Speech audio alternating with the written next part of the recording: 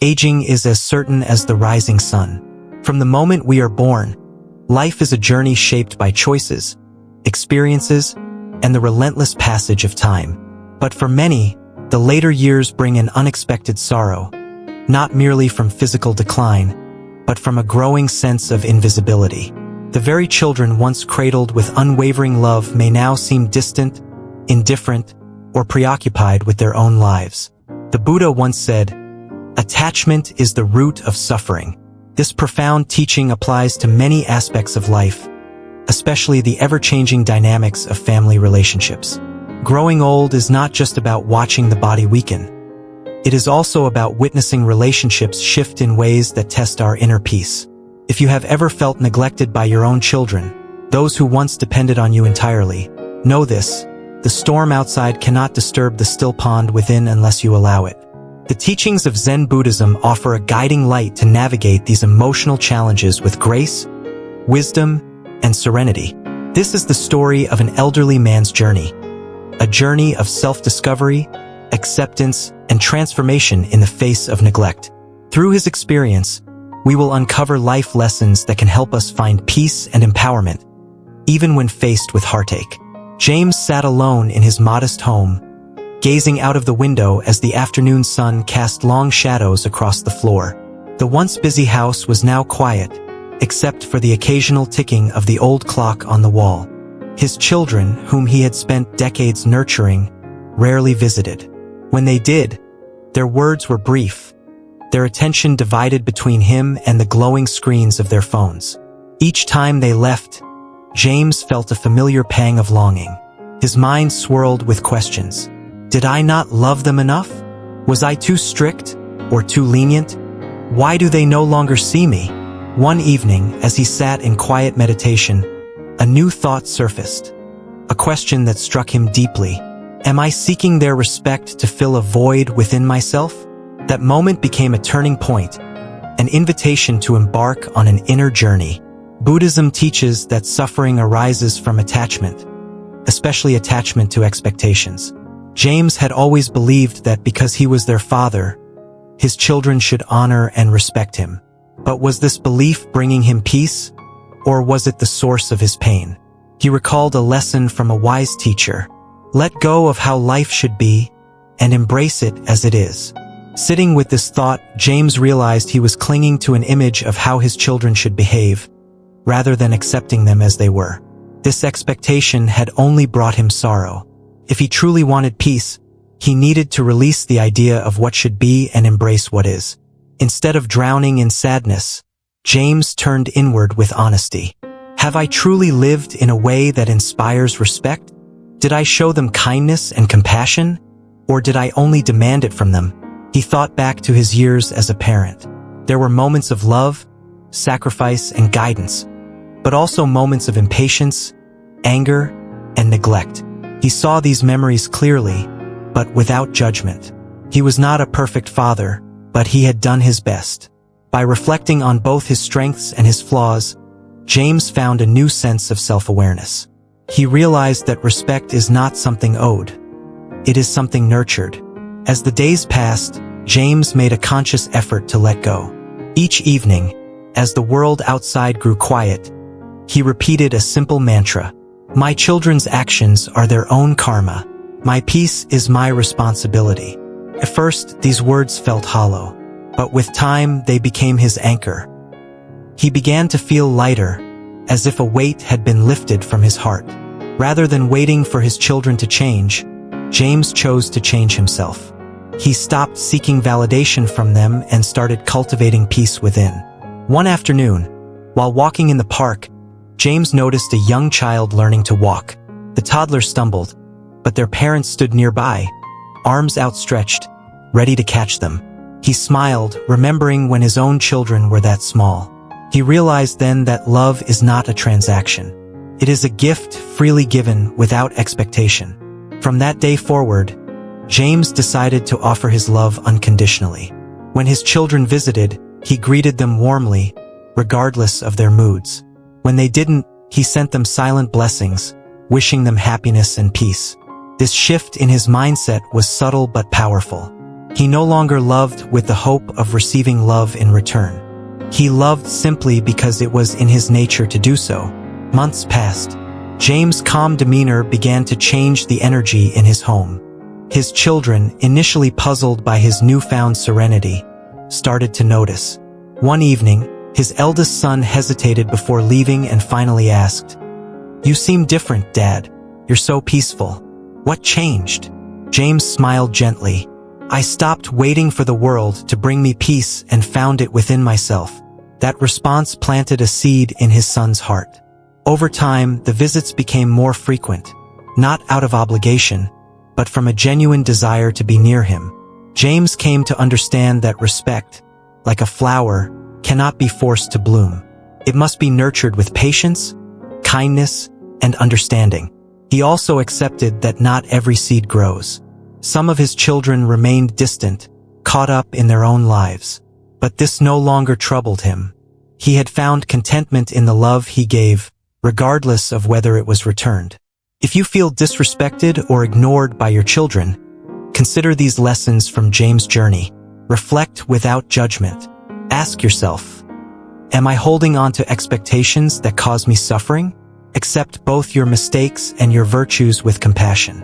Let go of attachment. Release the need for your children's approval to validate your worth. Their actions reflect their journey, not your value. Practice loving kindness.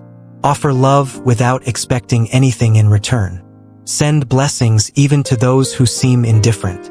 Cultivate inner peace. Meditate, pray, or engage in mindful activities. Let your peace be independent of external circumstances. Led by example. Live in a way that inspires respect. Show kindness, patience, and wisdom in your actions. James' journey reminds us that transformation begins within. His children were drawn to his peace, not because he demanded their attention, but because he radiated serenity. Life is unpredictable. People change. Relationships shift. But when we cultivate stillness within, no external storm can disturb us. Imagine yourself as a calm lake. Even when challenges arise and stones are thrown into the water, the ripples will eventually settle. Carry this image with you during moments of difficulty, and remember, true love flows freely, expecting nothing in return. If you found wisdom in this story, consider sharing it with others who may need to hear it. And if you'd like to explore more content on inner peace and self-discovery, subscribe for future lessons on finding serenity in an ever-changing world. James' journey toward inner peace was not just about letting go. It was about transforming his pain into wisdom. As he continued on this path, he realized that peace was not something he had to seek externally. It was already within him, waiting to be embraced. In this section, we will explore deeper teachings inspired by Zen and Buddhist philosophy, practical steps to cultivate inner peace, and how this transformation can create ripple effects in family relationships. James' initial pain came from an unspoken belief. I raised my children with love.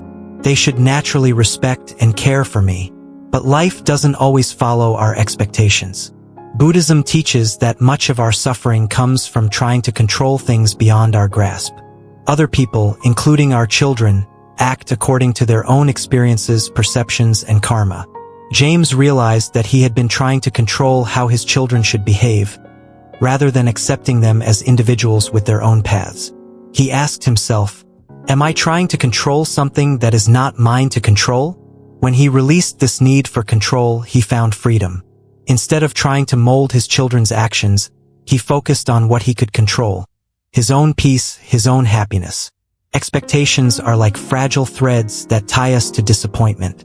James had spent years expecting his children to behave a certain way, to visit, to call, to express gratitude. But every unmet expectation only deepened his pain.